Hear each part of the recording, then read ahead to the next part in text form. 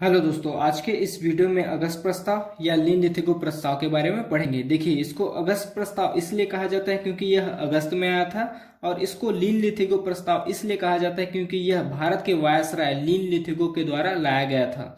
तो चलिए स्टार्ट करते हैं अगस्त प्रस्ताव। इसको बताने से पहले मैं आपको थोड़ा सा बैक स्टोरी बताऊंगा, फिर इस स्टोरी को अगस्त प्रस्ताव से कनेक्ट करूंगा। देखिए, 1 सितंबर 1939 को शुरू हुआ था द्वितीय विश्व युद्ध, और इस विश्व युद्ध का तात्कालिक कारण था जर्मनी का पोलैंड पर आक्रमण।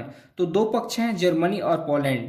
तो इन दोनों पक्ष में पोलैंड का साथ देंगे ब्रिटेन, पोलैंड का पक्ष लेते हैं ब्रिटेन, और साथ ही 3 सितंबर 1939 को घोषणा करते हैं कि भारतीय उपनिवेश भी ब्रिटेन के साथ है। तो इस समय मंशा क्या था भारत का? देखिए, भारत न तो जर्मनी का साथ देना चाहता था और न ही ब्रिटेन का साथ देना चाहता था। भारत ने दोनों पक्ष से इनकार किया, न तो हम जर्मनी का साथ देंगे और न ही ब्रिटेन का साथ देंगे। तो दोनों पक्ष से भारत इनकार करता है द्वितीय विश्व युद्ध में साथ देने से। फिर क्या होता है कि द्वितीय विश्व युद्ध में धीरे धीरे ब्रिटेन कमजोर होता जाता है। अब उन्हें भारत की हेल्प, भारत की सहायता की जरूरत है। तो भारतीयों का हेल्प पाने के लिए, भारतीयों का सहायता पाने के लिए द्वितीय विश्व युद्ध में भारत के वायसराय लीन लिथिगो 8 अगस्त 1940 को लाएंगे अगस्त प्रस्ताव। क्यों? क्योंकि द्वितीय विश्व युद्ध में ब्रिटेन कमजोर होता जा रहा है और उन्हें भारत की सहायता की आवश्यकता है। तो कुछ लुभावने प्रस्ताव देंगे भारतीयों को और द्वितीय विश्व युद्ध में सहायता मांगेंगे, यह प्लान रहता है। इसी कारण लाया जाता है अगस्त प्रस्ताव।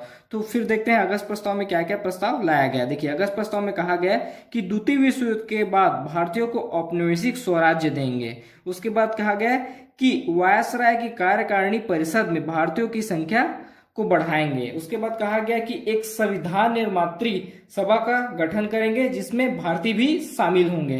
उसके बाद जो युद्ध चल रहा है उसके ऊपर एक युद्ध सलाहकार परिषद का गठन करेंगे जिसमें भारतीय भी होंगे।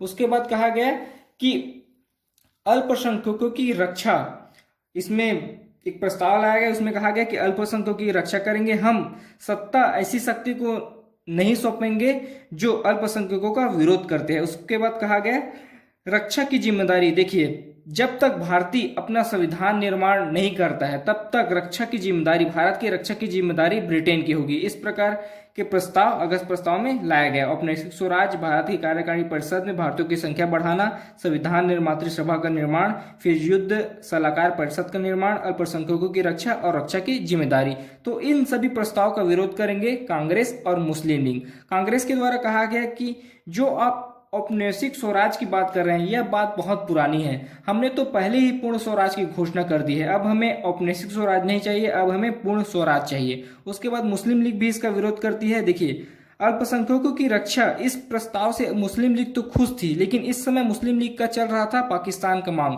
और इस प्रस्ताव में किसी भी जगह पाकिस्तान की मांग का कोई जिक्र नहीं था, जिसके कारण मुस्लिम लीग भी अगस्त प्रस्ताव का विरोध करती है। तो ये थी अगस्त प्रस्ताव और उससे संबंधित घटनाएं। अगर अभी तक आपने हमारे चैनल को सब्सक्राइब नहीं किया है तो प्लीज चैनल को सब्सक्राइब करें और वीडियो को लाइक शेयर जरूर करें। धन्यवाद।